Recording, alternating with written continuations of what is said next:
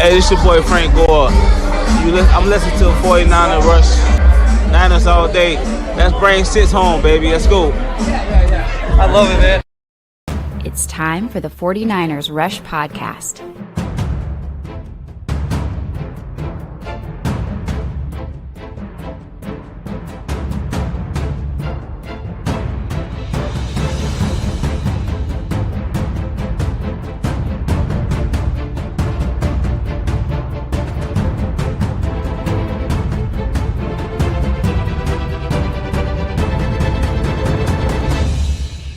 And here's your host, John Chapman. All right, 49ers faithful. It is Tuesday. I'm with the best, the Wayne Breezy. How are we doing today, Wayne? I'm doing good, man. Doing good. Just coming back from the break. We got training camp kicking off in a couple of weeks, and it's good to be back. Oh, man, so much good times, and it's so quick. The down period of the NFL is like the tiniest of the tiny, and even in it's funny because it's like NBA free agency just started, and the NFL still doing blockbuster trades, like take it away, like they're relentless and just taking over every single day of the calendar almost. The NFL don't stop, man. Can't stop, won't stop. And so anyway, so what we're gonna do today. We're going to talk quarterbacks, and the title of the show, 49ers best non-Super Bowl winning quarterback. That's the idea. And, I was having a discussion with, a listener through email, and we were going back and forth a little bit, and I was like, I'll put it out there on the Twitter sphere, see what happens. I was shocked, Wayne. Not gonna lie. So that's what we're gonna be debating. Shout out to my man JP Hellahard. He is the freaking legend. Just gave away 1 free membership on YouTube. First one to claim that one. And he says Brody or Garcia. So now I'm gonna break that. It's not even this discussion. We're gonna put a lot of guardrails up on it because one, Joe Montana, Steve Young, off the board, obviously. They won Super Bowls. They're not including this conversation. And then the old school guys, I don't think that this is the conversation for them currently. Not that they are not, involved or worthy. Just I'm putting 2 separate tiers. There's Brody and Y.A. Tittle. Those guys, I'm just going to set them aside for now. Not that they aren't the best, but we weren't around for that. And I don't feel like myself can do credence. I can go through the stats, but we want to focus on it. It kind of narrowed it down to 4.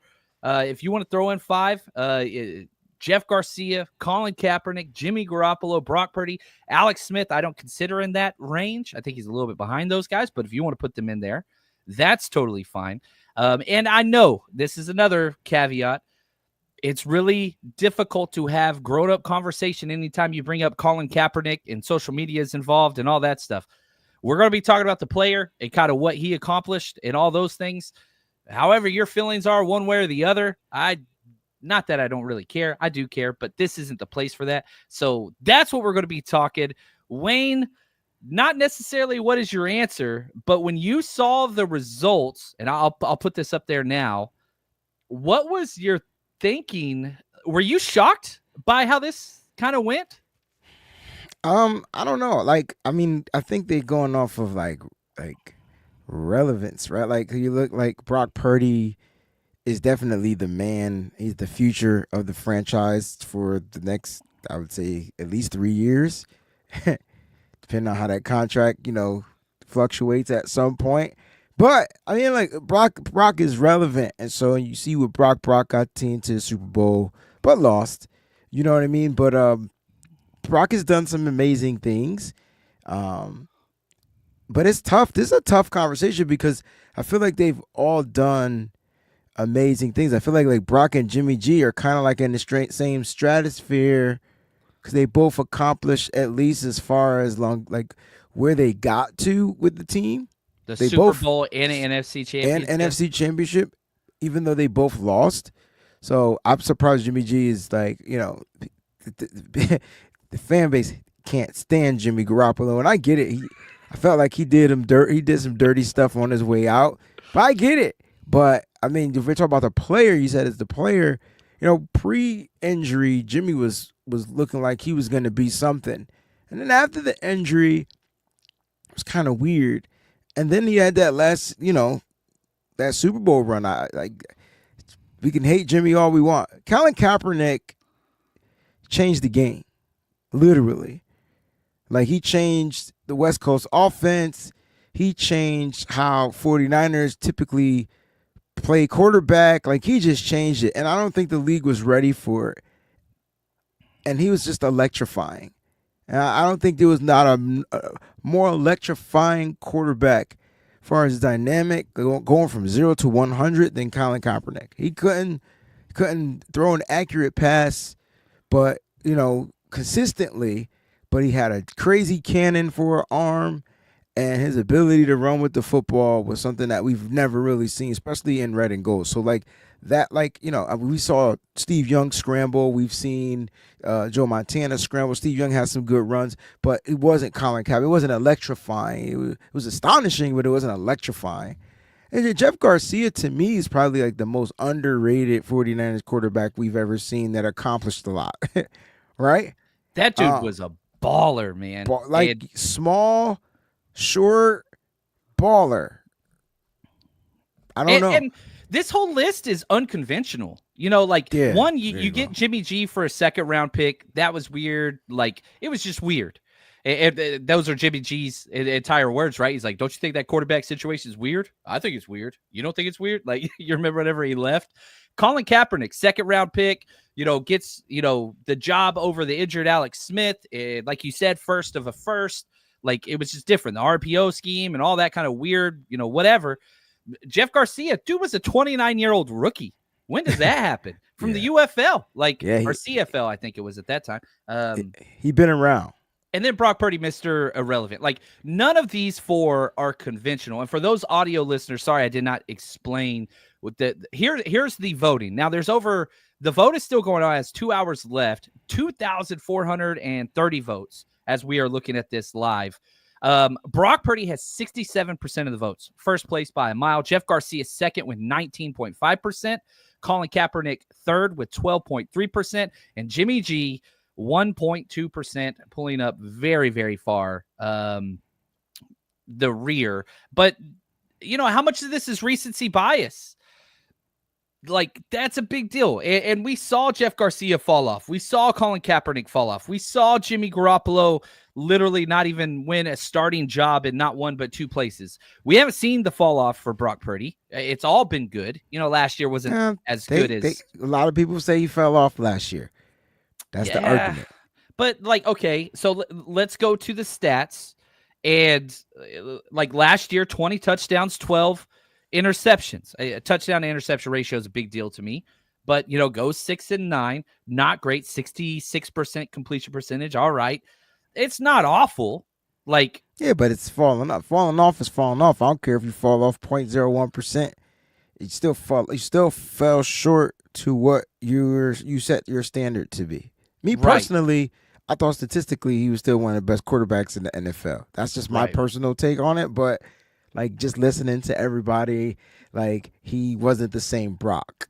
And I feel like it was because of those few games in inclement weather where he just wasn't good. Right? It's just a couple of games. Yeah, I'm not measuring Brock off of some games he doesn't play predominantly in. He can't throw in the rain and he sucks in the snow. Okay, cool. But not every game is going to be that way. You know what I mean? So, I don't know. That question is tough for me because I do love Brock Purdy. I love what he brings to this organization. I love the fire that's in his eyes. I love the fact that he was Mr. Irrelevant. I love that he's playing with a chip on his on the shoulder. That's my guy. I'm gonna ride with that guy. But it was Jeff Garcia is right there for me because he's another guy that played with the chip on his shoulder. You talk about a guy that didn't get a starting job until the age of 29 after going through you want to talk about undrafted. I mean, he went undrafted, literally. You go give me the undrafted guy over the last pick in the draft. I just feel like Garcia did some amazing things, and they both had players to help complement them. Right? Garcia had Owens, and I thought Garcia had a pretty decent offensive line during his reign or whatever like that. Brock, I think offensive line could be better, but it wasn't bad. I mean, he has Trent Williams So at the end of the day, like, we didn't have all pros on the offensive line when Garcia was playing, but you got an all pro playing with Brock Purdy. Purdy had Christian McCaffrey. Like, it all balances out. It really comes down to, I guess, preference, But they're the same player to me. Yeah, it's so like there's so many ways like to look at. Okay, how do you measure best? Is it who took you the furthest? Is it the best stats? Is it the longevity? The furthest is tough, right? Because that bases off the team and the whole team too, like the defense, everything. Like, so that changes the furthest conversation. But you got to go off of what they were able to do out there on the football field. Yeah, and Jeff Garcia ended a long drought just like Jimmy G did, just like not Colin Kaepernick because Alex Smith kind of ended that drought the year before, but like we weren't in the playoffs for I think 8 years until Jeff Garcia took us there. We were 2-8 his first year, 6-10 second year, then 12-4, then 10-6, and then 5-8. He kind of had a falling off as well, but like we got a playoff win under Garcia. Now, if we're looking at playoff wins, then it's like, okay, here comes Jimmy G. Here comes Brock Purdy. Here comes Colin Kaepernick. A lot of postseason success for all of them. All of them a Super Bowl appearance. All of them an NFC West or NFC Championship appearance on top of that. Like, that's rare.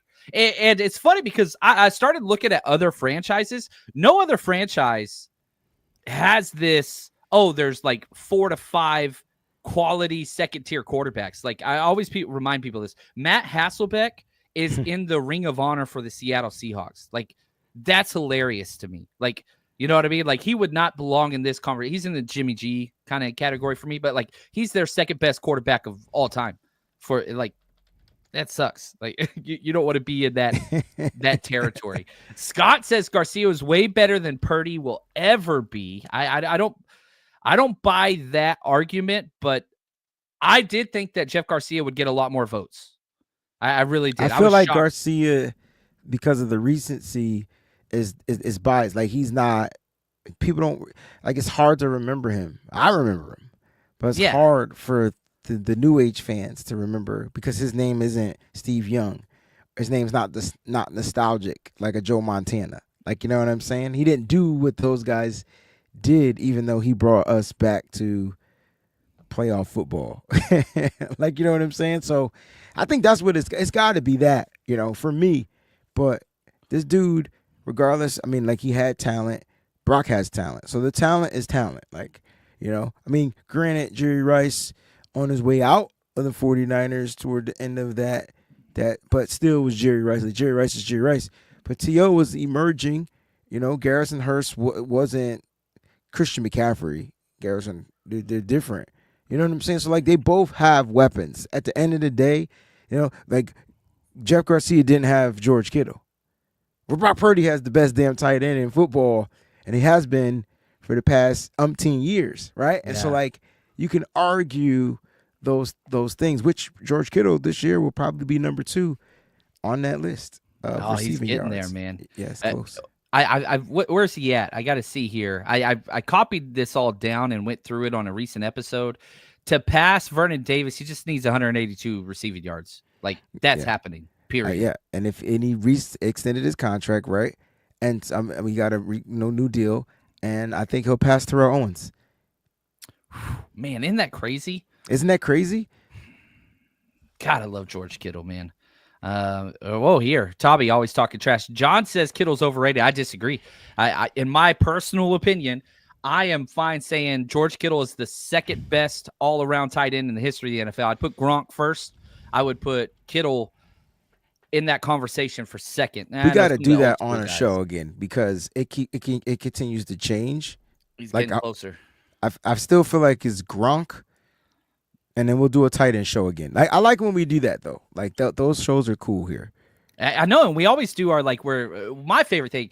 John and Wayne show's been together for 3.5 years, 4 years, like going on this is going on the 4th year. Dude, I freaking love it. And shout out to my main man, Phil. Appreciate you, Phil. It's good to see the John and Wayne show again.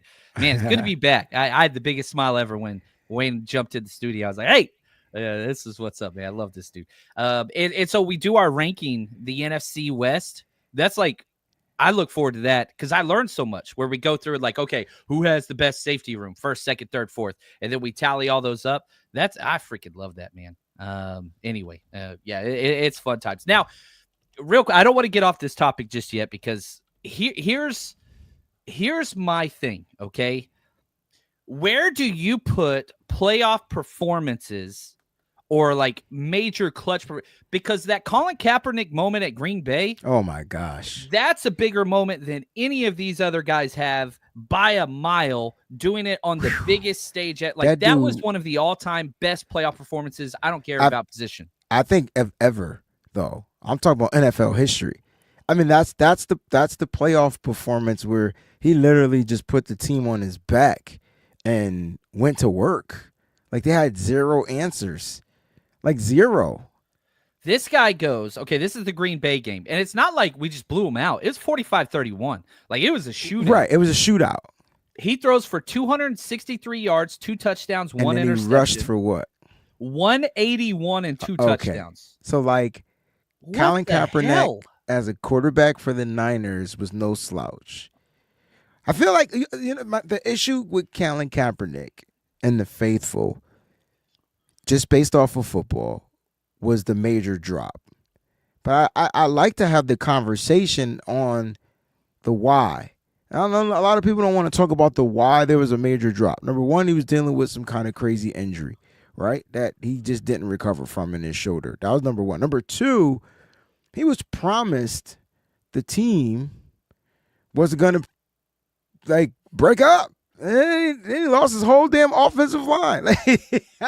And that was number two. And then number three, I truly, and I love me some Jim Harbaugh, but he's the biggest of the asses of the assholes that we've ever seen. Like, there's nobody with a bigger ego. Like, this dude literally sabotaged his own team. And we mad at Cap? Yeah. Yeah. He totally changed the offense because of his issues with Trent Baalke. No one wants to have those conversations, but I feel like Cap, after that, I don't know, man. Cap went into a different state of mind and realized that football wasn't fun anymore, and just that's what happened, in my opinion. Bad. Yeah, I'm with you. JP says, how did Kaepernick play in the Super Bowl? He played pretty good. Not great. He threw for 300 yards, 1 touchdown, 1 pick. But he might have the best Super Bowl yards performance. 62 rush yards and another touchdown. That's better than what Brock did in the Super Bowl. Yeah, I agree. Now, the Brock's fourth quarter, that was pretty badass, I thought. Brock walking on the field 3 times. Trailing. I'm just saying as far as overall statistically wise. And again, statistically, here's what's crazy. You look at Colin Kaepernick, Jimmy Garoppolo, and Brock Purdy. All of them are 4-2 in the playoffs with the 49ers. All of them, which is an incredible record. 4-2 in the playoffs is pretty badass, for a normal human being or whatever. The fact that you have not 1, 2, but 3 quarterbacks that are 4-2 in the playoffs, none of them got the Super Bowl. I understand that, and that's always going to be an issue. But, oh, man. Oh, I love this. Lee Matthews still spinning around. Dude, Colin Kaepernick ruined Dom Capers, one of the longest tenured NFL coaches in the history of the league. I think he is the longest tenured. That dude and couldn't get a job afterwards. No, he knew nothing. And I know we say that the league catches up, but it's weird to say that. And then you get quarterbacks now, like Lamar Jackson and all these quarterbacks that run the, what do we call it back then? It's RPO now. What do we call it then? It was zone read. Zone read, right? It's the same fucking thing. Same thing. At the end of the day, the league still can't stop it. It comes down to the player. And so I felt like Cap had that athleticism to continue to run that. But I'm telling you, the issue was something deeper. And once we changed that up to where he had to throw short fades and the quarterback stuff that we were accustomed to seeing, man, this team went. Yeah. I'm with you. And right here, Tom says, dang, no love for Alex Smith. I do love Alex Smith. You only put 4 people on there. And here's my issue. And it's not really even an issue for Alex Smith. Alex Smith's best football was not for the 49ers. Yeah, I was with the Chiefs. Yeah, it was with the Chiefs. Like, But I definitely learned about Alex Smith's heart love when he him, was with the Niners. love him. That Saints playoff game. If you remember that game, we call it the catch 3 Yeah, or whatever. to Vernon Davis. To I was Vernon Davis. getting off the plane. I had to fly to my dad's for Christmas. The I remember run- this like it was yesterday. I sprint off the plane. And I'm running to see the TV, and sure enough, I get there like 20 seconds before this play. My family's pissed at me because I'm like, I'm watching this. They're all Cowboys fans. They don't care. I'm watching this. Leave me here. Like, we're having a fight in the airport. Like, love it. Oh man, I freaking remember. I remember that. Like, bro, I remember falling to my knees and screaming, "Thank you, Jesus!" And I was crying like a little big baby. I was crying like tears. You thought like I like that. We went to the play like that. That was the game. And then like Alex Smith to run around the sideline. He ran. Joe Staley's blocking for him. Yeah, on the man. left side. Come on, man. These are nostalgic moments. So, but we're talking about, I think, guys. I mean, Alex Smith just never really had a stable situation here in San Francisco. I mean, the dude had like 13 different offensive coordinators, like 5 different coaches. Like, I'm making up numbers, but you know what I mean. It was a lot. It was just hard for him to really fit a system or find something that he can adhere to. But he did at one point, and he did play some of his best football toward his trade, toward him being out. And then whenever he finally got on a stable team and started having success, they shipped him out. They same traded difference, right? And we traded him. I've just looked this up. We traded him to the Chiefs for a second-round pick. It was pick number 34 overall.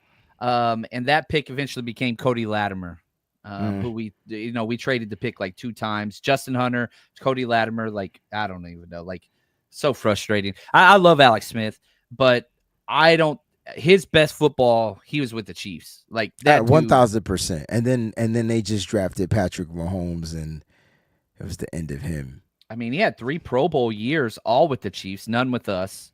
And yeah, if you want to include him in there, that's fine. I can only include 4. Jimmy Garoppolo had a lot more success in a short tenure. I agree.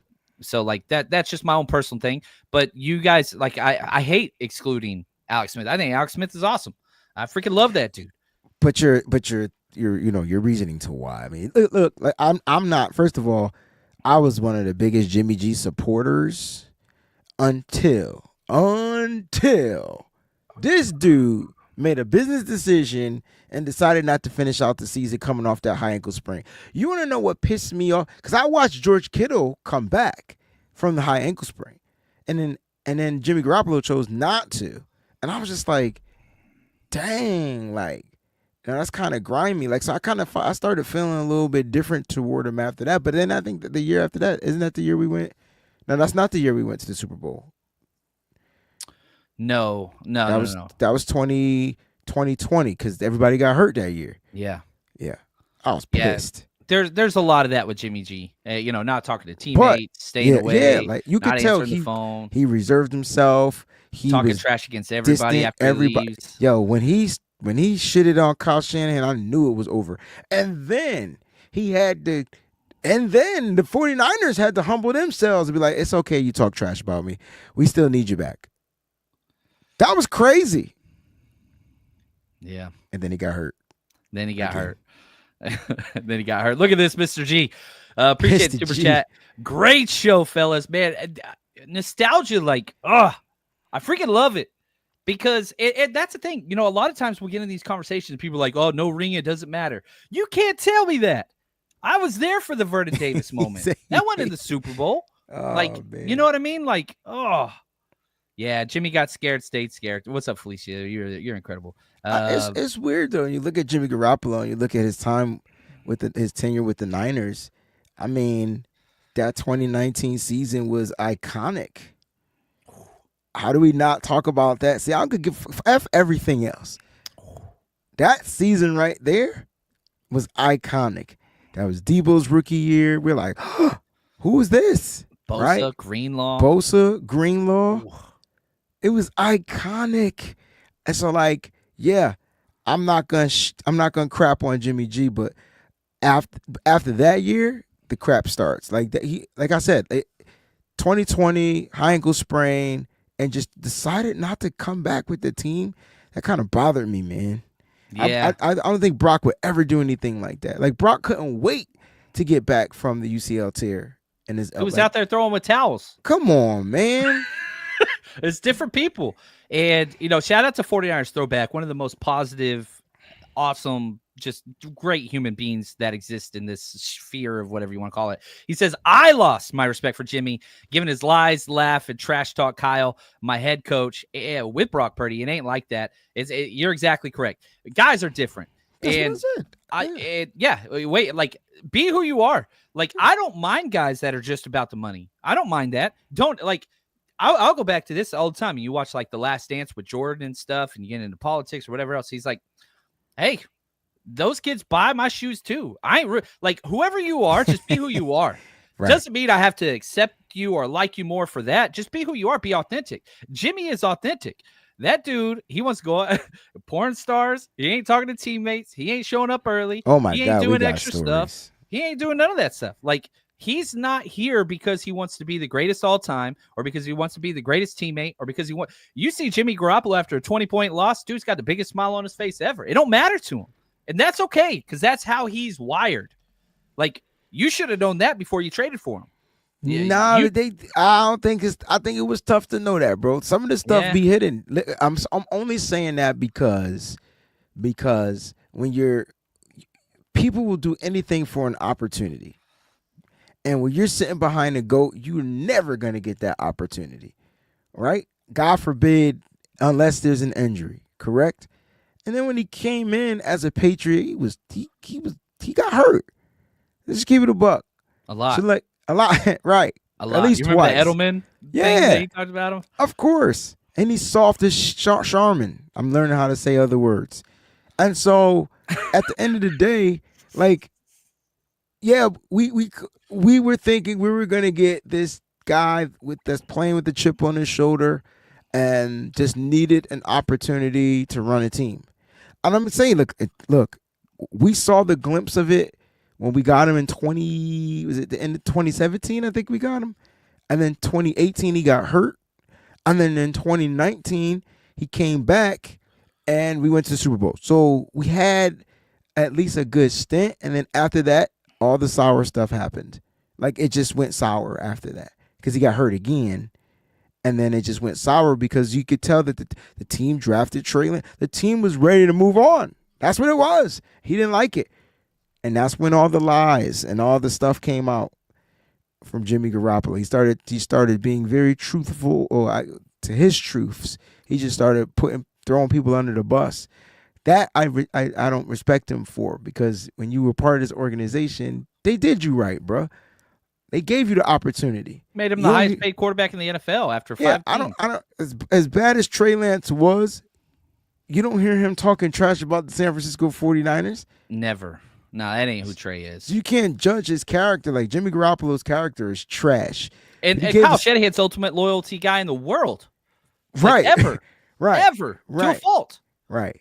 That dude, they hate each other so much. They hate each other. Hate. Here's how deep the hate goes. See, I pay attention. Kyle's best friend goes out and signs Jimmy Garoppolo just because he knows that Jimmy gets under Kyle's skin. This is all a part of the art of war. I advise everybody to read the book. Everybody read the book. Like, this is all a part of it, man. This is part of it. Sean McVay think he's slick. He's not ish. I know what he was doing. And getting Matthew Stafford was slick too. Like, go behind Kyle's back. You know that's your boy. I don't know. I like this stuff. I like talking about this stuff. It's fun. Paul says this, John Wayne, what are some of your favorite memories of each quarterback? I'll go through them real quick. Go ahead. Jeff Garcia, that playoff game against the Giants. Yo, that's hands down. That was awesome. Hands down. So freaking tough. Hands down. That was awesome. Jimmy G, that Saints game, the shootout. Oh, the shootout.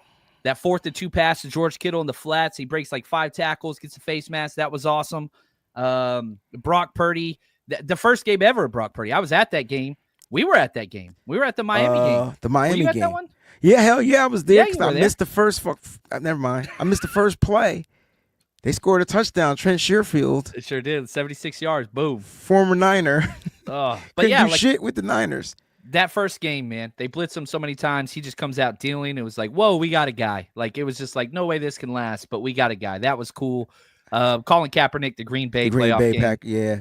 I agree with all of those except for the Brock Purdy game, because Brock Purdy had a game where I need to measure his toughness.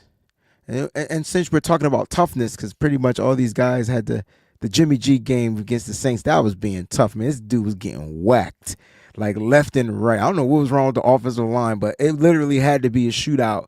And he underthrew the 4th and 2 pass, so it was really like a 4th and 7 pass, and George Kittle willed himself to get the first down and a penalty on top of that. But and then we get the gold for the win. But that was a great game. Jimmy Garoppolo put up good numbers. But Brock Purdy's game for me, man, was that playoff game against the Lions, bro. Because we coming back we weren't 24-7. supposed to win that game, yo. I mean, we were supposed to win that game, but the way it started, we should not have won that game. Like, you know what I'm saying? We shouldn't have won that game. But that right there showed me his heart. Like, you know, I mean, a little bit of luck and heart. And we've seen luck happen. It's not act like we didn't watch Tom Brady do the same shit to the Atlanta Falcons in the Super Bowl. They got lucky.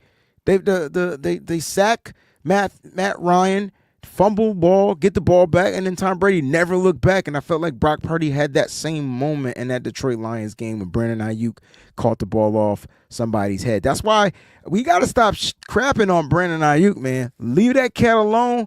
Let him heal. And when he come back, he going to shut everybody up with what he does on the football field. You gotta have it, and I want to, right after this, I want to talk more about Brandon Aiyuk, and so I want to dive into this. So we're going to kind of wrap up our quarterback discussion. We'll dive back in just a little bit, but also I want to talk some Brandon Aiyuk right after this. Hey, Niner faithful, if you're looking for tickets to see the 49ers play this season, TickPick is the destination for the best deals you'll find on tickets with absolutely no hidden fees. TickPick guarantees the best price on tickets to every NFL game and beyond. Download the TickPick app and use code NINERS, NINERS, at checkout to save $10 on your first order. Again, that's code NINERS. Get your tickets ready today to cheer on the team with the rest of the 49ers Rush community, and all of our events for the 49ers Rush road trip are sold exclusively on the TickPick app or tickpick.com. Just search 49ers Rush. All right, let's talk some number 11. Brandon Aiyuk, his contract is interesting. I hate the contract, but we've got the contract. There's like whatever debating about it, it's gone. You do have 2 cheap years of Aiyuk. You have this year at $9.9 million cap hit, next year at $15 million. Then the last 2 years of the deal, $41 million cap hit, $43 million cap hit, like 2 astronomical cap hits. I mean, they're huge. But you do have 2 years of cheap whatever. So, like, even if Aiyuk comes back and only plays the back half of the season, you're getting the cap value this year. Now, the question, Wayne, we know Aiyuk takes a long time to ramp up. We know Aiyuk in training camp goes all out. He was back-to-back year training camp player of the year for the offense, my personal opinion. Like, he's not getting training camp. He's going through rehab. Can he get back to, we saw even last year, just to hold out of the contract, he didn't come out firing on all cylinders. If he comes back in October or November, how long till he gets ready to be 11? Is he even going to be 11 this year? I mean, it's 2 different scenarios. You got a guy that's sitting on the sideline because he can't play due to an injury, opposed to a guy dealing with a contract situation to where, does the team want me? Do I want to be with it? That's totally 2 different scenarios.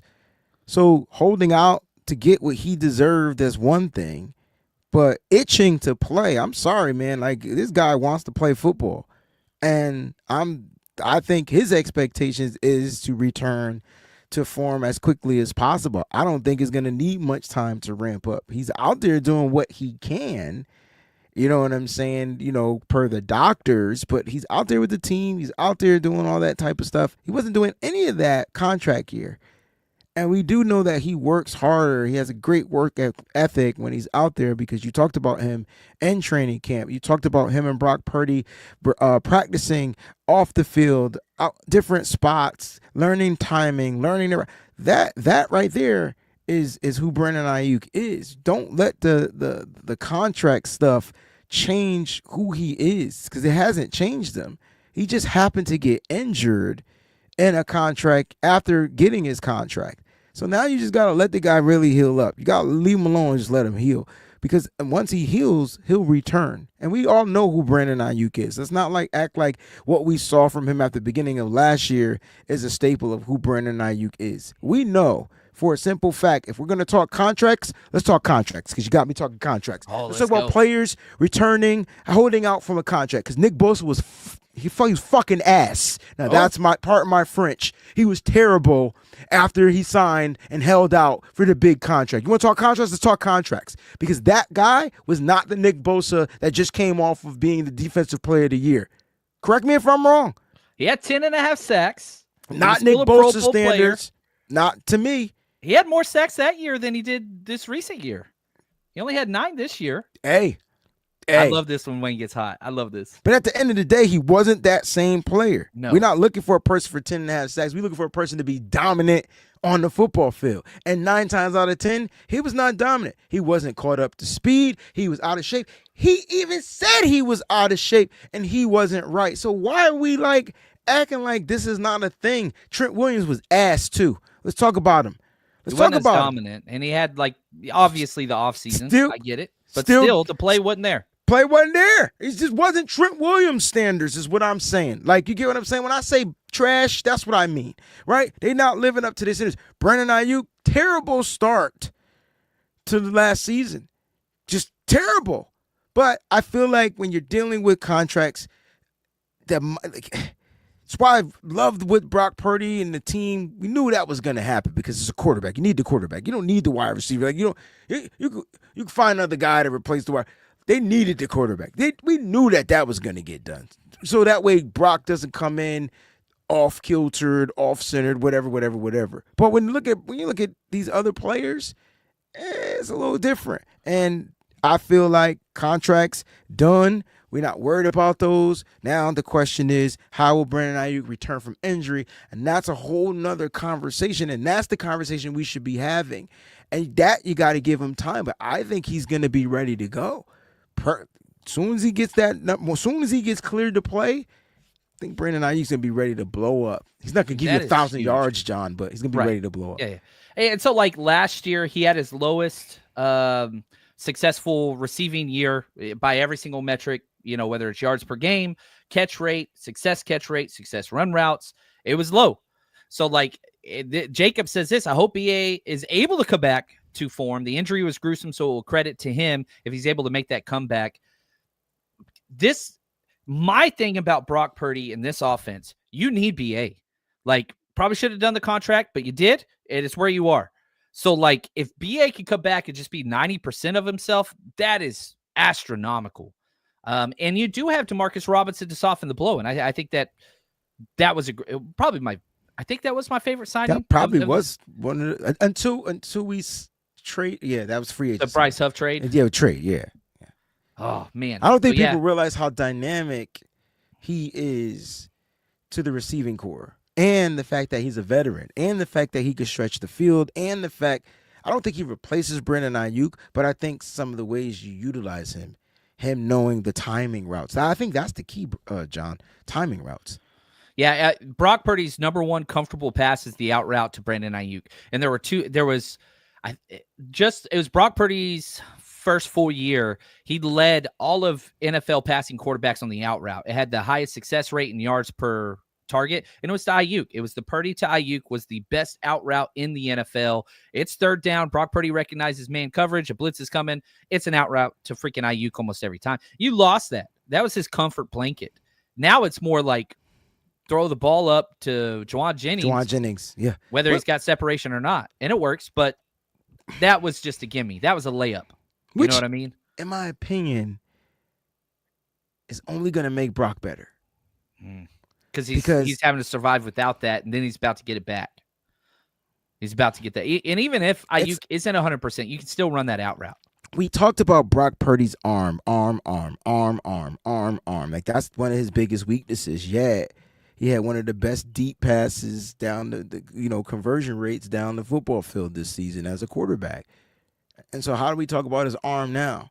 Well, he had to change up the way he played football because he no longer had the timing on the out route from his number one timing route player. You got these other guys trying to run those routes, and they're just that's just not their thing. It's not wasn't Debo Samuel's thing, wasn't Juwan. Oops. You're hoping Ricky Pearsall can convert into that this year. You're hoping you get some of that from some of the receivers that we drafted, but these are young guys. It's going to be tough for these young guys to see the football field unless there's an injury.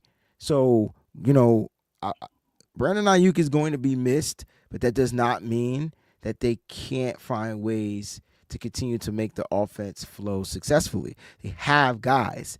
Who's going to be that timing guy? I think that was the key of signing Demarcus Robinson. Yeah, and, if I want to go to a silver linings, which I don't know how I feel about this, maybe it took that Aiyuk contract situation to get to the point where it's like, look, we ain't doing this crap no more. We're changing the way we do business. And if that's what it took to get Warner, Kittle, Purdy done before minicamp, man, I'll take it. You know what I mean? And, we'll deal with what that is. Look at this. 49ers throwback. Appreciate it, Super Chat. It's going to suck to see McKivitz leave. I think you're right. The right tackle is the worst position in the NFL, talent-wise. It's been that way for a long time in the NFL. Good tackles, though, coming out, so I'm good. I mean, if you're going to spend that pick, but when the hell are the 49ers going to invest early draft capital in the offensive line? They haven't, but, I mean, is it set up for them to do it now? Like last year, they had to go defense, right? And let's say the Niners are drafting 15 through 30, right? Hopefully not 15, but let's just say that I think that would be a perfect time for them to get a top-tier tackle because everything else is pretty much addressed. You got all the defensive players you pretty much needed from the linebacker down to the up front. You've addressed the defense. It would be time you've addressed the offense. You've gotten other weapons. So it just sounds like this is the year for offensive line in the upcoming draft, especially since the prospects are going to be that much better. Yeah. Look at this. Marcusio says we're going to be picking 32nd. That's fine with me, bro. That is fine with me. That is totally fine with me. But guess what? And here's the funny stuff, right? Everybody has picked from the 30 to 32. What has been there? Linemen. And where do they go? The fucking Chiefs. Yep. Because there's two tier. Like past, I think 4 years in a row, 3 offensive tackles have gone in the top 12, and all 3 top tackles. A lot of people didn't like Kelvin Bates Jr. I was like, dude, I don't think he's going to be there. He went 10th. He was gone. Right. So like this year, it didn't fall that way. And I'm very happy with the Mikael Williams pick. They tried to trade up for him. Like you and I were both saying it's probably going to be Mikael Williams. Right. Like it just made sense. But at some point, you got to do it. And so, yeah, Colton McKivitz, he's cheap. He's a value. Yeah, but I'd if he plays well, but he'll price himself out, right? Like that's what you're hoping. $20 million. He's going to get $20 million somewhere. Because of the scarcity at the position. I mean, I just watched Jalen Moore get paid $15 million per year, and they drafted a left tackle. And I watched Aaron Banks as a guard get paid coming off of an injury. And I love that he got paid because he's such a good dude. But, man, I was so thankful to see him. But my point is, like, I guess my point is that the Niners, they will address the offensive line, but the timing has to be right. And I think the blaring needs, I think you brought in Saleh, and it was like, how can I speed up the process of Coach Saleh excelling very fast, very quickly? Oh, I know. Let's just give him tons of draft capital to spend in the draft. My offense is pretty much set. I'll draft the lineman. I think the lineman that we got, I think he's the steal of the draft. Connor Colby, I think he should have been drafted way higher than the 7th round. Do you think he'll make the 53? Yes. What about Nick Zakelj? Will he make the 53? Done. Ooh. Gone. That's a hot take right there, baby. Zakel, Oh. sorry. No, it's good. I love it. I'm saying sorry to Zakel. Hey, man. Yeah, this is what it comes down to. And this is how it is. Kobe's having he had good OTAs, good this, good that. And Chris Forrester, you can tell there's something there. There's something there. They love him. They love him. Now, I'm rooting for my boy Spencer Burford.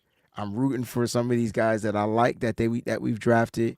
But we already know who the starting offensive line is going to be. Mm-hmm. And the question is, who's going to be that third tackle? And right now it sounds like it's going to be Austin Pleasance, I believe, right now. He's playing right tackle. You got Burford playing left tackle. You ain't even got Andre Dillard back yet. He ain't even practiced yet. I could care less about him. He's trash.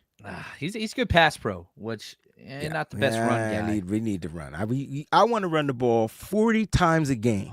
Man, I wish. I know. Just at least 40, right? Gosh, when we run the ball 30 or more times, we win. 49ers have lost once or twice under Shanahan. Yep. They're like 53-2. Yep. You know what I mean? I'll take it. That's winning to me. It's winning to me. Sounds like the formula. What happens is teams come out, they stack the boxes. Kyle gets scared to run the ball. You got that double outside where they do that wide 9 to both sides and they stack the linebacker. So he takes away the jet sweep. Kyle can calls it and goes to automatic pass. And I'm just like, no, do it. Don't do it. Don't do that. You have guys, I think, with vision, speed, and that can cut. And I think part of it from last year, though, John, was not having Christian McCaffrey. I mean, you don't have him out there. You losing, like, the vision. Like, that's if I had to sum up Christian McCaffrey in one word, it's vision. That's who he is. That's what he is. That's like, straight. It's amazing how the play develops. It's like the ball is hiked, and then everything slows down, and he can kind of pick where he's gonna go. Like, that's weird. I feel like I watched that in a movie, and I can't tell what movie that was right now at the time. Yeah, like everything just slows down. Everything just slows down. That's the difference of having a McCaffrey to a Guerrero who hits everything quickly before it develops. You can't see. I mean, he's running blind. It's like Bird Box out there. You know what I mean? Like, you can't look. You just run to the hole, baby. That's old school, though, man. Remember the coaches used to tell us that, like back in Pop Warner? It's there. Just run. Just keep running. Run as hard as you can. Yeah. Your A-gap. Let's go. Yeah. Yeah, I love it. All right. Now, if you are going to run to anything this year, you better run to the 49ers Rush Road Trip, baby. 49ers Rush Road Trip is going into its 6th year with over 40 events at road games. If you are traveling to see the 49ers play this year, you got to come party with us. And on top of that, we give games, trivia, giveaways. We've partnered with TickPick this year. All you have to do is search 49ers Rush on any of the TickPick sites, apps, you name it. And on top of all of that, best dressed, giveaways, autographed jerseys, kids are always included, and get in for free with a ticketed adult. And a lot of times for select cities, we will have 49ers legends come out and you get to meet and greet them and get an autograph. Navarro Bowman, Frank Gore, Patrick Willis, Fred Warner are all players that we have worked with in the past. And trust me, if you want to build the 49ers community, you're traveling by yourself, we got you covered. 49ersrushroadtrip.com.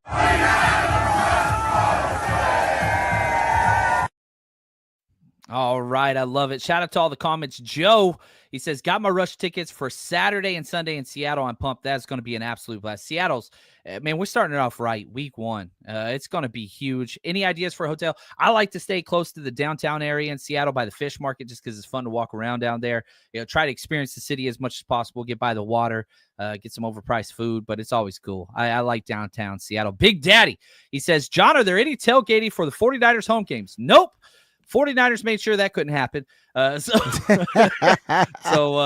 I'm just a fan for home games, but every single away game, we will be there, including the Raiders preseason game. And J-Dog Boston, excited to hang out with you again, my friend. He says, what's up, bro? Y'all doing anything in the French Quarter Saturday before the Saints game? You know it, man.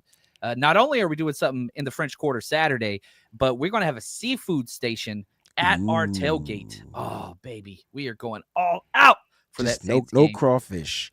Oh, dude, I love crawfish. Mud bugs? Come on, man. No?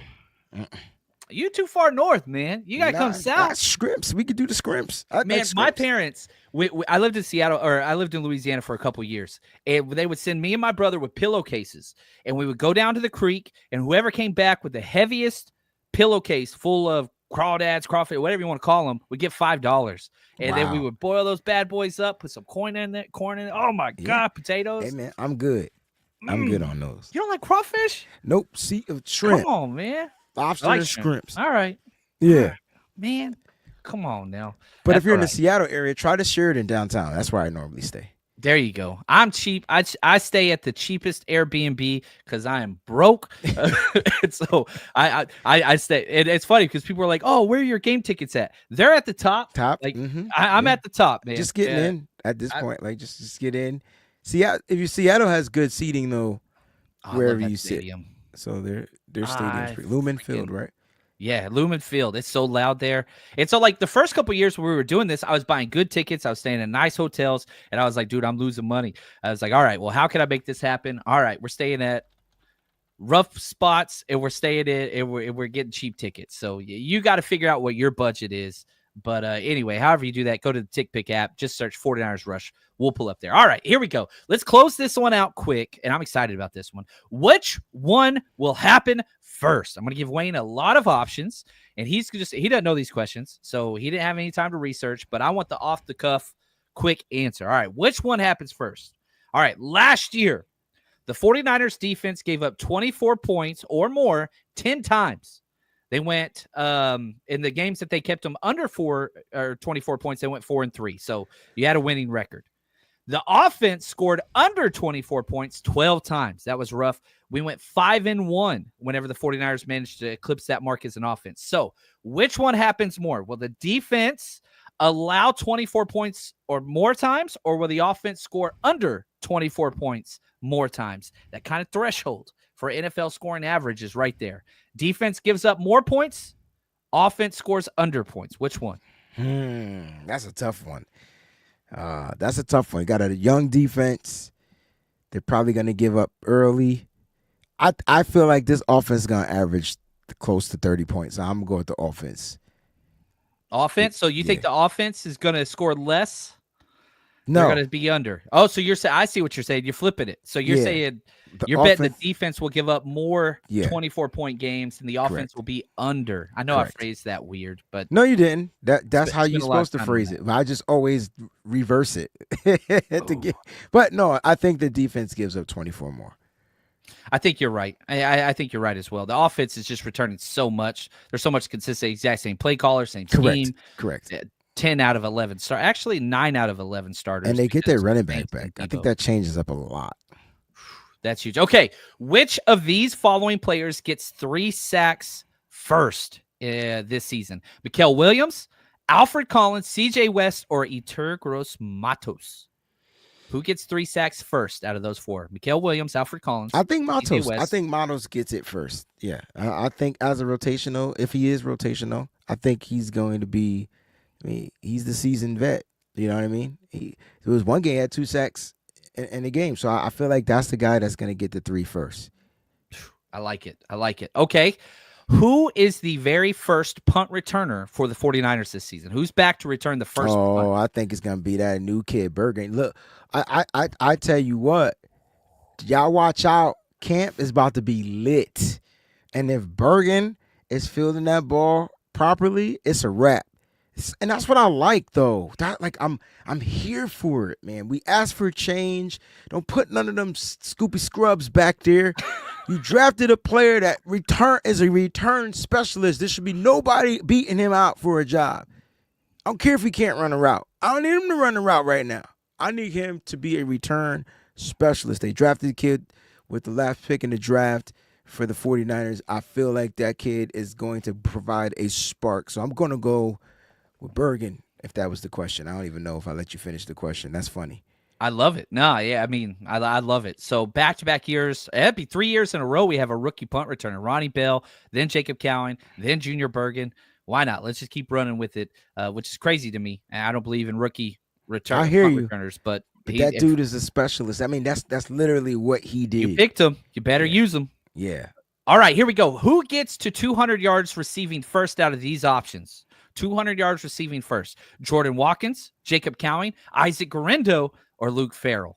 200 receiving yards first. Jordan Watkins, Jacob Cowing, Isaac Guerendo, Luke Farrell. I think it's gonna be Cowing. Ooh. I think he'll have more explosive plays, which will get him there quicker. There's a spot for it. I feel like Guerendo won't be utilized as much, so it'll take him a while, like to get there, because Christian McCaffrey's back. And then as far as Jordan Watkins, he still has some learning to do. I don't feel like he's ahead of my man Cowing yet on the depth chart. Oof. Okay. All right. Well, here we go. Debo's gone. Some people are happy. I'm a little sad about it. I was rewatching in the morning. I do some walks. I got like this stupid treadmill in my house, and I go put ahead on, so I could give you my take. Go ahead. Oh, okay. All right. No, I want to hear what you know. You said you was rewatching. I want to know what you was about to say because that's. I was rewatching the 24 highlights, and I'm like, damn, that's a lot of Debo highlights. It's a lot of Debo highlights. I know people weren't happy with him, but it's like that dude still was making plays. He made a lot of bad plays. Like but when it came to Debo Samuel, we just started using him wrong. And I guess it is what it is. But he didn't. I felt like he really fully didn't return to form coming back from that pneumonia. But he still made a lot of. Yeah, his ass on the sidelines. That was so stupid. I was flipped out, and people got mad at me. And I was like, "If he's sick, get him off the. Get him. He ain't helping on the sidelines." Anyway. I just feel like Debo Samuel. I hope he does well wherever in Washington. And I'm sure he will. Contract year. Yeah, I'm betting on him. Yeah, we've seen that before. Right. It's just Kyle started feeding him too much, literally. Like, dude started looking big. You see T.O.'s comments on him. I thought that was pretty funny. I did. That junk was crazy, though. Like T.O. T.O. mad wild, bro. Right. No chill, man. Now, so here's my question: who gets the jet sweeps? Who is Kyle Shanahan giving? That's where jet Jacob sweeps Cowing comes in, right? So like this is a person that I feel like will have the ability to get that. I mean, even Ricky Pearsall, he'll get his share. You know, those are the two I want to see running the jet sweeps. They ran the 4. I mean, if they got the 4.3 speed, and we talk about Jordan Watkins. I just feel like with Watkins though, he still has a lot of room to improve. You're talking about a guy that played last year in the offense, compared to a guy just getting to the offense. So I love Jordan Watkins, love the draft pick, but we'll see what happens as far as the depth. But it better not be Juwan Jennings on a jet sweep. I will lose my cool. That was so funny, man. Again, talking about moving in slow motion, man. It just wasn't. That whole junk slowed down, right? Oh, dude, it's like, whoa. That was. Were we at that game? Because we were like, what the hell? Was that Juwan Jennings? I think we were like, was that Titchell? Like, what? What was that? Like, that was a busted play. In the backfield, yo. That jump was funny. It didn't look right. Okay, 2 weeks until rookies report. Which one happens first? Rookies report or Alfred Collins gets his deal done? Remember, Rookies there's still report, only though. That cat. They not signing. There's still only 2 second-round picks that have signed. That's only my 2. point. I'm trying to get everybody to understand that this is about. We talked about this. I think this is about them getting fully guaranteed money. Like right? Like which? Look, I'm not a contract guy, so I don't know what the big deal is, but. Here is the past 4 years of the number 43 overall pick, the percentage guaranteed. The Raiders 4 years ago, it was 61% guaranteed. 3 years ago, the Giants had it. It was 71%. Green Bay, 75%. Last year, Cardinals, 78%. I don't know what it's going to be at this year, but I think it's going to be north. I'm going to guess like 85. I think it's going to take the biggest jump. But I just want him signed. I want him out there. Yeah. He's gonna get signed. It's an agent thing, right? Like it's more like hold up, we're gonna hold out, we're gonna wait to see who signs next. We know how the game works. Yeah, that's what it is. Right here, Joey says hotels in Seattle help.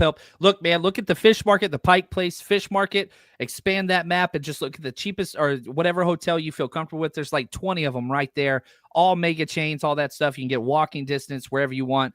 You know, get Uber to the game, super easy, or to our party. Like that's the way to do it. So stay close to downtown just because you get that kind of Seattle atmosphere, which is fun. That's what I recommend. And again, if you guys really don't know what you want to do and you need more help, just email me, 49ersrushpodcast@gmail.com. I feel like I'm a traveling I don't know, agent at this point, just trying to help people get to spots. And if I can help, I've made enough mistakes. I know what areas not to stay in because that's where I'm staying. So, so don't stay there. Wade, you are the absolute best, and I'm very thankful for the time that you allow us to have with you. This was fun. Yeah, it was a good time. We went old school, man. This was fun. Oh. And it was a pleasure to be back here. Like, still trying to fully, like, kind of like recover. Like, losing my grandmother was tough. Like, you know what I'm saying? So, I've been spotting, like, doing a show here or there, just when I kind of like get the feel for doing it. But I'll be back in the swing of things. Just give me. Well, some we love time. you, man, and we are with you as much as we can be, and we're so thankful for everything you've done for this community. For myself, Appreciate I you. can never repay that. So thank you so much for who you are, brother. Appreciate you, bro. Take us out, man. Take us out. Yo, when I say today's July 1st, so in 14 days. I was trying to put up the 14. I guess I got to do it like that. 14 days. The 49ers rookies report to training camp. 49ers football will be back. We will have some smack to talk. Let's get to it, baby. 49ers rush all day. Keep it faithful to the Bay. We out.